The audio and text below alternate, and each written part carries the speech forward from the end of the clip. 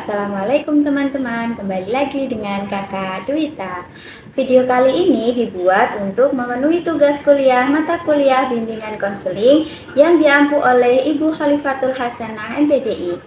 Di video kali ini Kakak Duita akan menjelaskan tentang teori psikoanalisis dalam bimbingan dan konseling. Yuk simak penjelasannya. Okay, let's go. Teori pendekatan psikoanalisis dalam bimbingan konseling.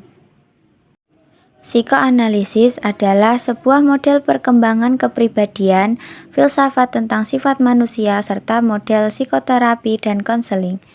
Peletak dasar teori psikoanalisis adalah Sigmund Freud, seorang ahli saraf yang menaruh perhatian pada ketidaksadaran.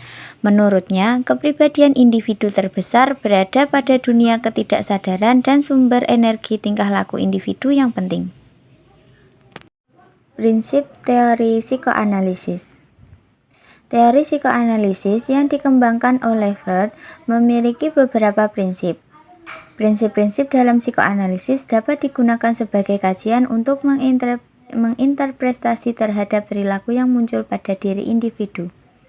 Prinsip-prinsip tersebut antara lain, yang pertama kesenangan, realitas, mengurangi ketegangan, dualitas atau polaritas, dan yang terakhir pengulangan kompulsif. Hakikat manusia dalam perspektif psikoanalisis. Freud memandang sifat manusia secara deterministik.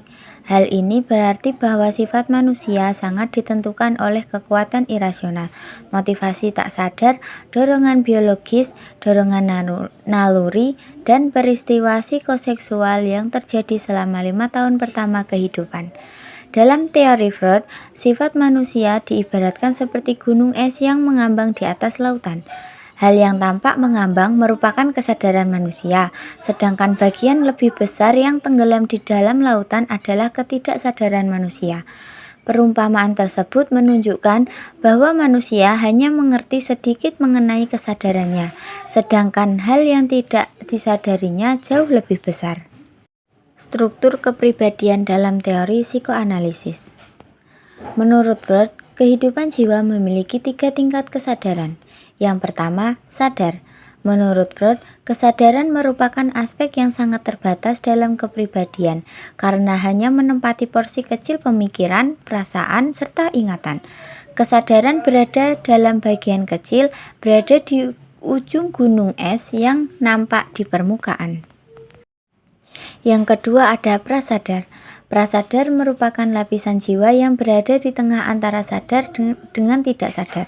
Prasadar sebagai penampungan ingatan-ingatan yang tidak dapat diungkap secara tepat, namun dapat diingat kembali bila diusahakan. Yang ketiga, ketidaksadaran. Ketidaksadaran merupakan fokus utama teori psikoanalisis yang berisi insting-insting serta pengalaman masa lalu yang tidak menyenangkan sebagai bentuk urusan tak sesuai yang ditekan di bawah sadar. Bagian ini memiliki wilayah yang jauh lebih besar mengandung insting-insting yang mendorong semua perilaku manusia, yaitu id, ego, dan superego. Implikasi konseling psikoanalisis bagi pendidikan. Yang pertama, membantu peserta didik atau konseling dalam mengurangi kecemasan terkait trauma atau konflik masa lalu dengan menghargai dirinya dan lingkungannya. Yang kedua, membantu dalam hal akademik peserta didik seperti penjelasan Freud bahwa manusia, terutama peserta didik, memiliki keinginan dan kebutuhan dasar. Yang ketiga, membantu dalam proses pengembangan kebutuhan dan keinginan dasar peserta didik. Yang keempat, membantu agresivitas peserta didik untuk hal yang positif. Yang kelima, pendidikan inklusif tidak ada pembeda bagi peserta didik siapapun. Maksudnya, siapapun dapat mendapatkan konseling ini, karena konselor membantu dalam penyelesaian masalah bagi peserta didik dan tidak ada pembeda apapun.